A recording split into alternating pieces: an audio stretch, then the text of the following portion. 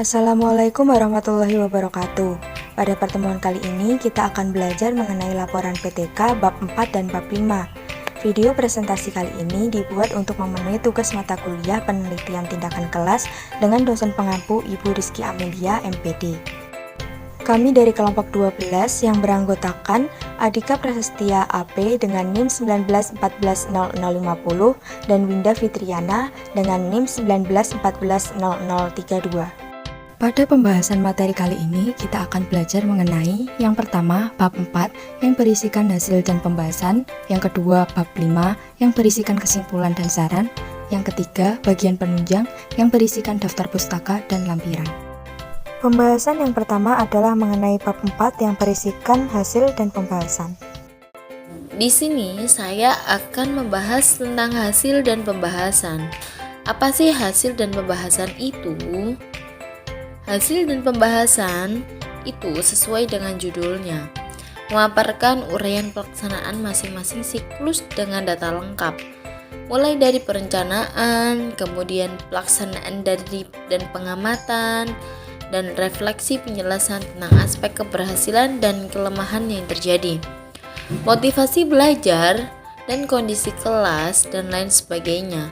Pelaksanaan tindakan dalam pelaksanaan tindakan pada bagian ini, sistematikanya itu terdapat kita buat sebagai berikut, yaitu kondisi awal, yaitu bisa kita sebut dengan siklus pertama, kemudian siklus kedua, kemudian dan siklus ketiga. Kondisi awal di sini dideskripsikan fakta dari permasalahan atau kondisi variabel yang ada sebelum dilakukan penelitian. Kemudian di sini ada siklus pertama. Untuk masing-masing pada siklus dapat disajikan sebagai berikut. Yang pertama adalah rencana tindakan atau bisa disebut dengan deskripsi skenario pembelajaran. Kemudian pelaksanaan tindakan bisa disebut dengan deskripsi hasil observasi proses pelaksanaan pembelajaran secara rinci dari awal sampai akhir pertemuan. Setiap tatap muka pertemuan yang secara rinci dari awal sampai akhir pertemuan. Kemudian setiap tatap muka pertemuan bisa direfleksikan hasil pengamatannya untuk diperbaiki tatap muka pertemuan ini dan pertemuan selanjutnya. Kemudian hasil tindakan atau bisa disajikan atau dideskripsikan hasil analisis data observasi kita, proses hasil tes dan angket. Dan selanjutnya yaitu hasil belajar peserta didik aspek kognitifnya. Dan selanjutnya yaitu hasil belajar peserta didik aspek keterampilan sosial atau keberanian peserta didik dalam bertanya, kemudian berpendapat dan berargumentasi. Kemudian yang terakhir yaitu refleksi. Refleksi merupakan atau bisa dideskripsikan hasil analisis tindakan dan dibandingkan dengan indikator kinerja yang telah ditetapkan. Deskripsi ini merupakan sajian analisis kritis terhadap indikator kinerja versus hasil tindakan serta pengembangan konsep teoritis dan rencana tindak lanjut yang diperlukan siklus 2 seperti siklus 1, kemudian dilanjutkan dengan pembahasan antar siklus seperti itu. Kemudian untuk hasil dan analisis data, menganalisis data yang telah dikumpulkan baik data dalam tahap perencanaan, kemudian pelaksanaan tindakan dan pengamatan maupun refleksi harus disesuaikan dengan rumusan masalah yang ditetapkan. Hasil analisis data ini dapat dipaparkan sebagai hasil PTK. Data PTK pada dasarnya dilakukan oleh guru yang berperan sebagai peneliti untuk merangkum secara akurat data yang telah dikumpulkan dalam bentuk yang dapat dipercaya dan benar. Sehubungan dengan itu, maka analisis data dilakukan dengan cara memilih mengelompokkan data yang ada, merangkumnya, kemudian menyajikan dalam bentuk yang mudah dibaca atau dipahami. Penyajian hasil analisis dan kualitatif dapat dibuat dalam bentuk uraian singkat, kemudian bagan alur atau tabel sesuai dengan hakikat data yang dianalisis. Kemudian untuk unsur-unsur yang dapat dituliskan dalam berargumen, yang pertama adalah nyatakan situasi yang ditemukan dalam penelitian bisa memuaskan atau tidak memuaskan. Dan yang kedua yaitu nyatakan kemungkinan penyebab situasi itu. Jika ada situasi, mestinya ada penyebab. Dan mestinya ada hubungan logis antara situasi dan penyebab. Bila tidak, yang dianggap penyebab bukanlah penyebab yang sesungguhnya. Kemudian yang ketiga yaitu nyatakan efek yang mungkin timbul dari situasi itu. Hampir pasti ada pula efek yang ditimbulkan dari situasi tersebut dan mesti ada hubungannya logis antara situasi dan efek yang mungkin. Pembahasan yang kedua adalah mengenai bab 5 yang berisikan kesimpulan dan saran. Bagian pertama pada bab 5 adalah kesimpulan. Kesimpulan adalah ikhtisar atau memberi pendapat berdasarkan apa yang diuraikan sebelumnya. Kesimpulan ialah kesudahan pendapat atau pendapat akhir yang dibuat berdasarkan uraian sebelumnya. Dalam kaitannya dengan PTK, simpulan harus disusun secara singkat, padat, dan jelas, sesuai dengan uraian dan mengacu kepada pertanyaan penelitian atau tujuan perbaikan. Di samping itu, kesimpulan harus disusun secara sistematis, sesuai dengan urutan pertanyaan penelitian atau tujuan perbaikan. Penyusunan kesimpulan sebaiknya dilakukan melalui langkah-langkah berikut, yakni yang pertama, memeriksa dan memahami pertanyaan penelitian atau tujuan perbaikan. Yang kedua, mencermati, menganalisis, dan mensintesis deskripsi temuan. Yang ketiga, menulis kesimpulan untuk setiap pertanyaan penelitian atau tujuan perbaikan. Yang keempat, mengurutkan setiap butir kesimpulan sesuai dengan urutan pertanyaan penelitian atau tujuan perbaikan. Serta yang kelima adalah memeriksa kesesuaian antara pertanyaan penelitian atau tujuan perbaikan dengan deskripsi temuan dan kesimpulan.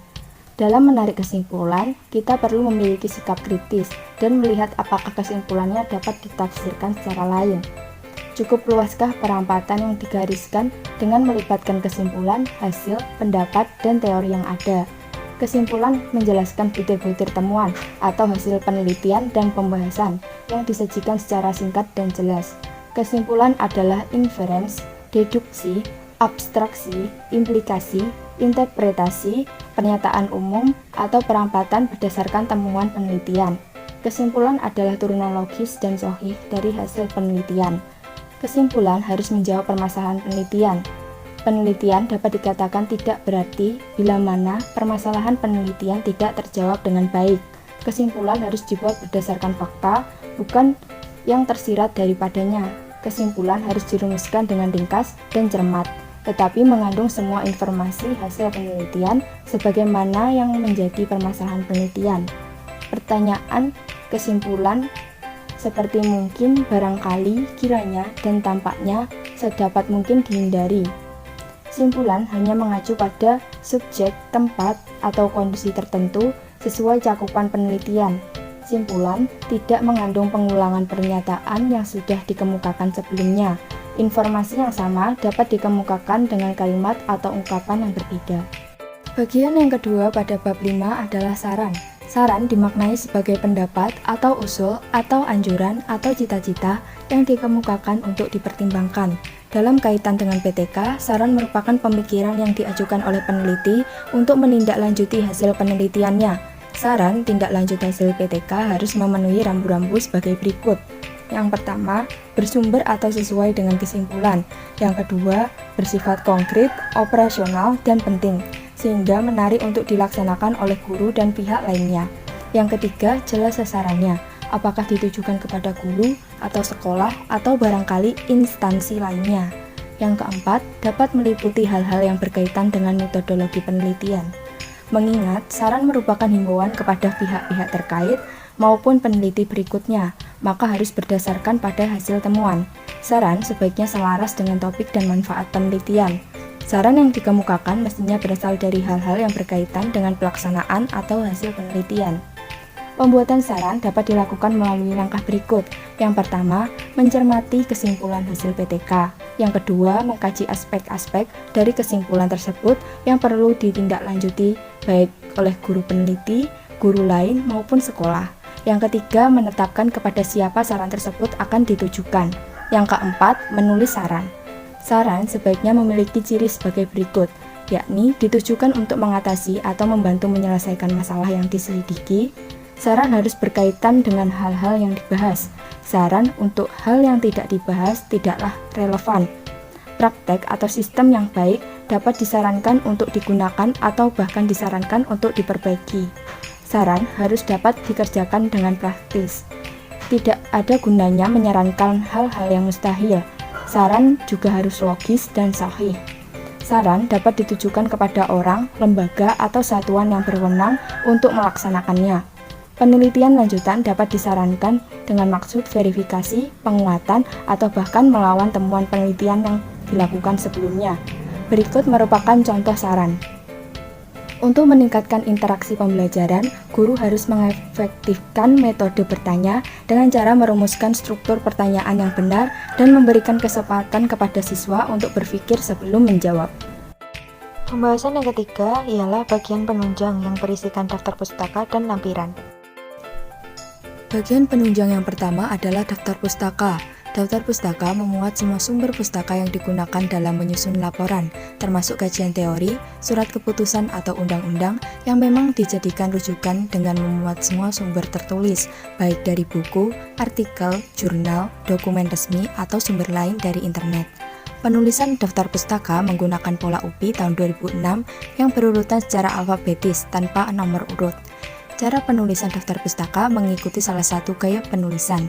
Yang lazim digunakan adalah gaya penulisan American Psychology Association atau APA. Selanjutnya adalah penulisan daftar pustaka. Yang pertama dari buku. Kita dapat menuliskannya dengan nama pengarang titik, dalam kurung tahun terbit titik, judul buku dengan bercetak miring titik, edisi buku titik, kota penerbit titik 2, nama penerbit titik. Contohnya ialah sebagai berikut. Yang kedua, artikel atau bab dalam suatu buku. Kita bisa menuliskannya dengan nama pengarang titik, dalam kurung tahun terbit titik, judul artikel titik, nama editor, dalam kurung E besar, D kecil titik, judul buku dengan bercetak miring titik, edisi titik, nama penerbit, kota penerbit, dan halaman. Berikut merupakan contoh penulisannya. 3. Artikel dari jurnal. Kita dapat menuliskannya dengan nama pengarang, tahun, judul artikel, nama jurnal dengan bercetak miring, volume jurnal, halaman, titik. Berikut merupakan contoh penulisannya. 4. Majalah. Kita dapat menuliskannya dengan nama pengarang, tahun, judul artikel, nama majalah dengan bercetak miring, volume terbitan, nomor terbitan, dan halaman, titik. Contohnya ialah sebagai berikut. 5. Internet. Kita dapat menuliskannya dengan nama pengarang, titik, tahun judul dengan bercetak miring, titik, alamat website, titik, tanggal akses, titik, dan berikut ini merupakan contohnya. Bagian penunjang yang kedua adalah lampiran. Lampiran memuat hal-hal atau informasi yang mendukung bab-bab sebelumnya yang terdapat pada bagian pokok laporan penelitian, misalnya foto kegiatan, RPP, instrumen pengumpulan data berupa tes, lembar observasi, kuesioner, data dokumen, wawancara, dan lain sebagainya, baik sebelum maupun setelah uji coba. Selanjutnya seperti informasi yang terkait dengan hasil baik data mentah maupun olahan komputer, deskripsi, hasil uji validitas dan reliabilitas, dan lain sebagainya. Setiap lampiran diberi nomor urut sesuai dengan urutan penggunaannya. Di samping itu, setiap lampiran diberikan judul lampiran.